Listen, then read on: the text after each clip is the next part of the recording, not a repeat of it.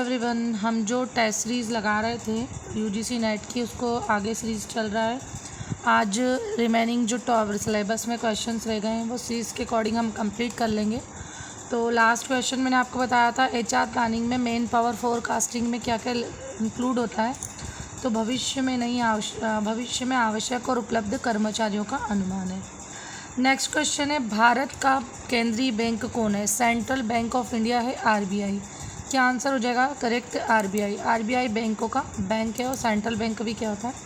RBI है। Second है, RBI की स्थापना कब हुई थी? 1935 में हुआ था। नेक्स्ट क्वेश्चन है, भारतीय वित्तीय प्रणाली में प्राइमरी मार्केट का क्या काम है?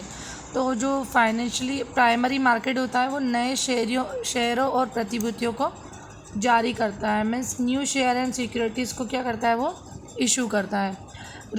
आरबीआई का कौन सा कार्य बैंकिंग प्रणाली में तरलता नियंत्रित करता है? तो आरबीआई का जो मेन काम है बैंकिंग का वो है लिक्विडिटी लाना, open market operations. Cash reserve ratio CRR का क्या मतलब होता है? तो सीआरआर क्या होती है? जो बैंकों द्वारा आरबीआई के पास पैसा जमा है उसके अनुपात, नगद का अनुपात। भारत में रेपो रेट किसका संकेत है? तो आरबीआई द्वारा बैंकों को दिया गया अल्पकालीन ऋण ब्याज दर। आपको पता है एक तो बैंकें लेती हैं आरबीआई से लोन, और दूसरा क्या होता है, जो आरबीआई है वो खुद लोन देता है बैंकों को, ऋण देता है। तो इनके लिए अलग अलग रेट होती है। सीआरआर क्या होता है? बैंक द्वारा एसबीआई के पास जमा पैसे का नगद भुगतान के लिए सीआरआर। और अगर भारत में रेपो रेट है तो रेपो रेट के लिए क्या किया जाता है? शॉर्ट टर्म लोन के लिए किया जाता है। भारतीय वित्तीय प्रणाली के मुख्य घटक कौन से हैं? बैंक, वित्तीय बाजार, वित्तीय संस्थान और वित्तीय उपकरण। फ्रेंड्स, अगर आपने इसके पहले वाला वीडियो वॉच नहीं किया है तो कर लीजिए, क्योंकि आगे का अकॉर्डिंग टू सिलेबस पूरा रेडी कराया हुआ है टेस्ट सीरीज के माध्यम से। कर लीजिए, एग्ज़ाम में काफ़ी हेल्पफुल रहेगा। भारतीय बैंकिंग सुधारों की पहली समिति किसने बनाई थी? तो नरसिम्हा कमेटी ने बनाई थी। बैंकिंग सुधारों का मुख्य उद्देश्य क्या है? बैंकिंग प्रणाली को अधिक पारदर्शी और कुशल बनाना। आरबीआई के कौन से कार्य लेंडर ऑफ के रूप में जाने जाते हैं? आंसर है बैंकों को अल्पकालीन वित्तीय सहायता देना।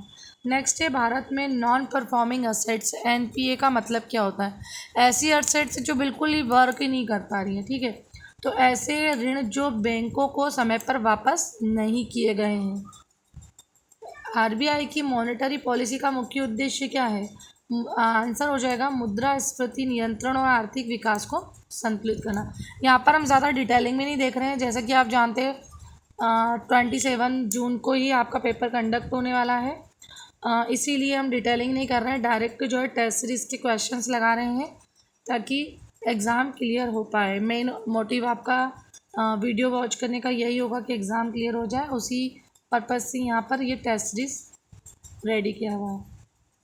भारत में शेड्यूल बैंक कौन से होते हैं जो आरबीआई शेड्यूल बैंक की लिस्ट में आते हैं?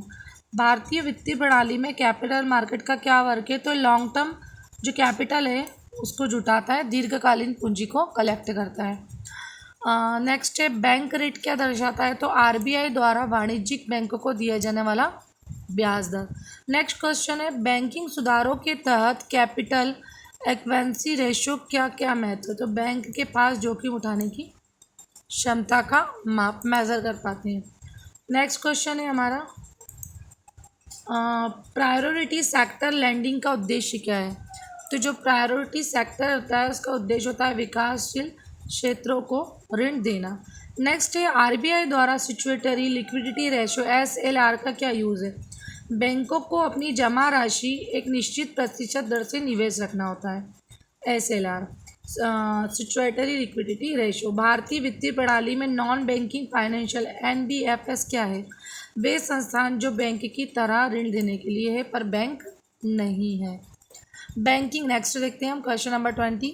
बैंकिंग सुधारों के बाद भारतीय बैंकिंग प्रणाली में क्या बदलाव हुआ? तो आंसर इज अधिक प्रतिस्पर्धा, बेहतर सेवा और वित्तीय स्थिरता। देखिए नेट यूजीसी नेट का जो एग्ज़ाम है वो आपका एक डीपली स्टडी से क्लियर होता है मानते हैं, लेकिन टेस्ट सीरीज बहुत इंपॉर्टेंट होता है। अगर आपने डीपली स्टडी भी किया है लेकिन आपको ये नहीं पता है कि क्वेश्चन कैसा पूछा जाएगा या क्वेश्चन का पैटर्न क्या रहेगा, तो ये जो सीरीज़ है हमें बहुत हेल्पफुल रहता है। जितना ज़्यादा एमसीक्यूज हम सॉल्व करेंगे एग्ज़ाम को क्लियर करना उतना ही आसान हो जाता है। इसीलिए टेस्ट सीरीज़ बहुत हेल्पफुल है। अगर आपने इसके पहले के जो वीडियो है वो वॉच नहीं करें हैं तो कर लीजिए। स्टार्टिंग से पूरी सीरीज़ कवर कराई गई है जिसमें पूरा सिलेबस के अकॉर्डिंग हर एक टॉपिक को डीपली लिया हुआ है। तो आपसे आई थिंक ऑब्जेक्टिव बन रहे होंगे अगर आपने डीपली स्टडी नहीं किया है। और आपने अगर डीपली स्टडी नहीं भी किया है तो ये ऑब्जेक्टिव आपके लिए बहुत ही हेल्पफुल रहेंगे।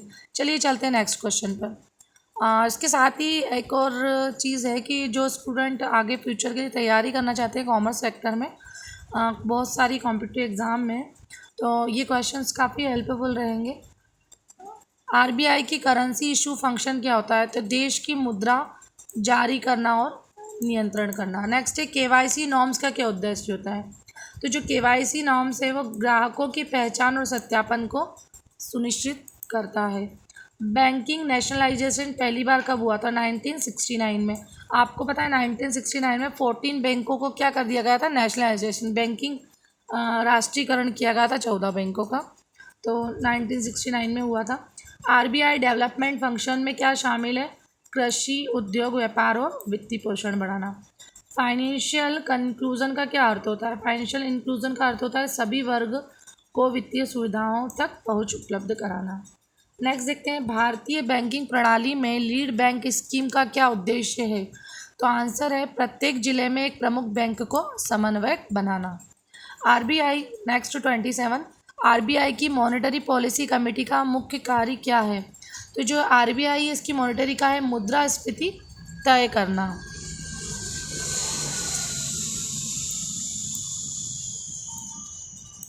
ठीक है, नेक्स्ट क्वेश्चन देखते हैं हम। बेस रेट क्या है? तो जो बेस रेट होता है वो होता है बैंक द्वारा ग्राहकों को ऋण देने के लिए न्यूनतम ब्याज दर, minimum rate for given to loan to customer. Next देखते हैं माइक्रो फाइनेंस किस वर्ग को वित्तीय सहायता प्रदान करता है? तो माइक्रो फाइनेंस जो होता है गरीब और लघु उद्यमी के लिए, स्मॉल बिजनेस और जो कुटीर अपन बोलना चाहिए, जो कॉटेज इंडस्ट्री और स्मॉल इंडस्ट्री, इन दोनों को माइक्रो फाइनेंस क्या करता है? लोन प्रोवाइड करता है। लिक्विडिटी एडजस्टमेंट फैसिलिटी LAF का उद्देश्य क्या है? तो बैंकिंग प्रणाली में तरलता प्रबंधन। प्रायोरिटी सेक्टर लैंडिंग के तहत कौन कौन से क्षेत्र आते हैं? तो प्रायोरिटी सेक्टर लैंडिंग के अंतर्गत कृषि, छोटे उद्योग, शिक्षा और ऋण सभी आते हैं।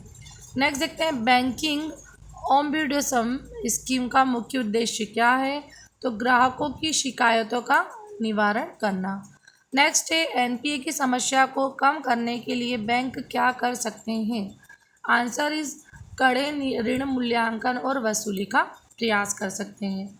कैपिटल एक्वेंसी रेशो CAR का निर्धारण कौन करता है? तो आरबीआई करती है। सेंट्रल बैंक ये वही डिसाइड करती है। यूनिवर्सल बैंकिंग सेवाओं को का व्यापक और विविध प्रकार प्रदान करना।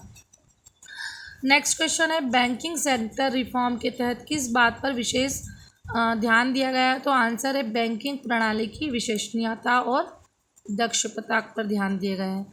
नेक्स्ट है क्रेडिट कंट्रोल में आरबीआई का कौन सा उपकरण मुख्य है? तो आंसर है statutory liquidity ratio SLR and cash reserve ratio CRR। ये क्वेश्चन बहुत IMP है। Question number 37